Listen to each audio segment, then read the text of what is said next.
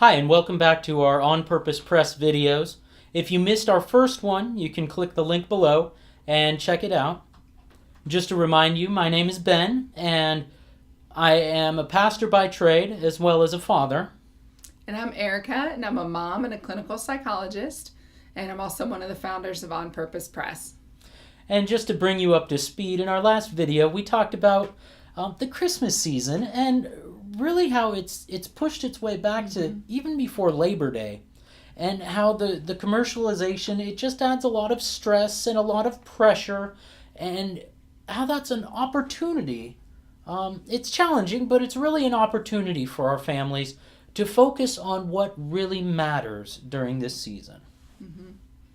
We believe that by changing your approach to how you take on the holiday season, how you're going to tackle Christmas this year, by being more intentional and living more on purpose, that instead of being blown about by the craziness of this season, you can have an opportunity to make this Christmas time be something that you want it to really be.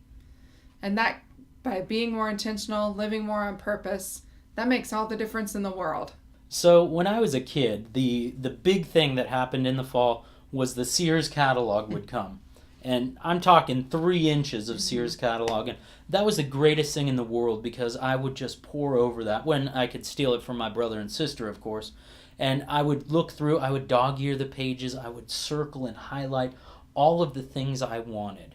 And I would come up with a list of, 50, 100 things that I wanted for Christmas. And it was a lot to go through all of that, but gosh, it was a lot of fun. As an adult, have you ever found yourself doing the same kind of thing? I know I have. I mean, I might not have the Sears catalog, although I prefer JCPenney. I might not have that catalog and a highlighter myself, but it's like I'm always keeping this running list in my head of, something I want. I see something. Oh, I want that. I want that. I want that. It seems like we're always looking for something that we don't have, instead of focusing on the things that we do have and celebrating the goodness that's going on in our lives.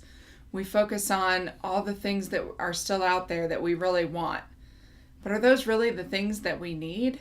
We do tend to focus on the gifts that we want rather than the gifts that we need. And I know for our kids, sometimes they ask for something and they really, really do want it. And if they got it, they'd be happy for about 5 minutes. Yeah, for maybe 5 minutes. But what they really want, what they're yearning for, is time with us to play. I know when I look back at my childhood, I don't remember what toy I got for Christmas when I was 6 years old. But I remember that my mom and dad showed up to every one of my ball games, that they were always there on Saturdays with the orange wedges and the Gatorade. They were putting in the time. We spent time together as a family. And those are the memories and the traditions that I want to carry on into my family. What if we were able to stop focusing on what we want? To stop comparing ourselves and the lack of stuff we have and who has something better that we want? And what if we were able to take that even a step further? Instead of focusing just on giving gifts, we focused on giving the right gifts. The gifts that will really stick with our kids is teaching them about giving kindness. Giving kindness even without expecting to receive kindness in return. It's about giving them the gift of a legacy of building a family, a community, and maybe even a world that can be a little better and brighter. So we have a few ideas that maybe can start you off in that right direction. The first one is to encourage your kids to start looking beyond themselves. Well, and that's a really simple thing, and we need to start simple. It can be as easy as picking up a piece of trash in the parking lot or along the street or in the schoolyard. It can also be something as simple that any child, whether 3 or 13, can do, holding a door open for someone. The second tip is encouraging kindness in your home. Some simple ways to do that might be when the families gather together, maybe at a meal time or in the car, have everyone share one nice thing about somebody else. Just encouraging compliments. As a parent, you can be a great example of this. Look for the times that your children are doing things that you want them to do. Look for the times when they're doing things that are kind.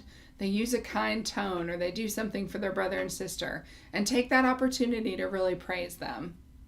Finally, our third tip is to encourage your kids and your family to get involved in service in your community. Well, and those things also can start very small and very simple. You don't need to open a soup kitchen out of your garage or anything. You can go and buy one of those packs of Christmas cards, sit down with your kids and have them draw in them and write Merry Christmas, and then take those cards to one of the local nursing homes and give them to the residents there. Another really, really simple way to engage in service in the community is to have your kids get out the markers, get out the paper, have them draw pictures, and then send those to family members or even friends who live out of state or far away. Now, you might be thinking, this sounds really great, a legacy of kindness and doing good things throughout the Christmas season, but really I have enough on my plate. There's too much going on already. Isn't that just adding one more thing?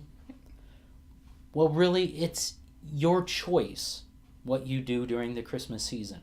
And the answer might be to simplify.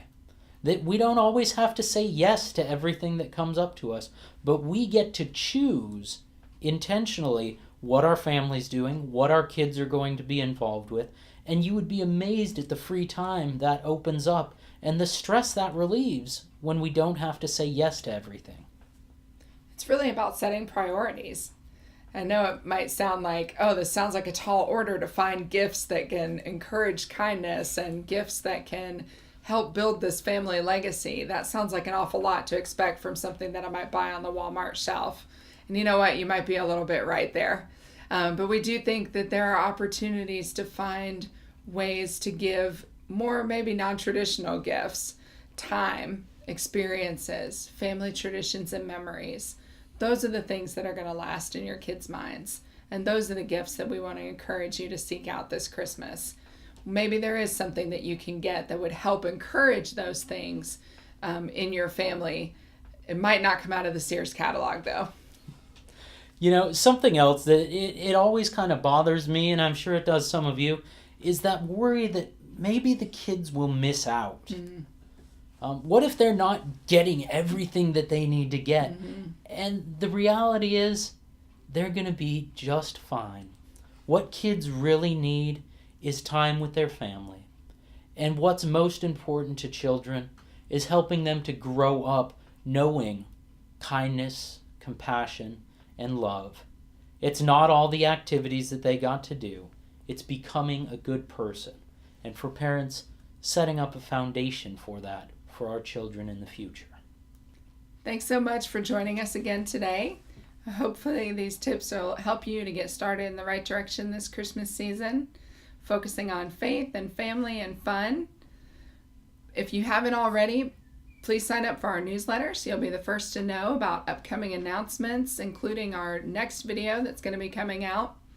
And please like us on Facebook and share us with your friends. Thanks.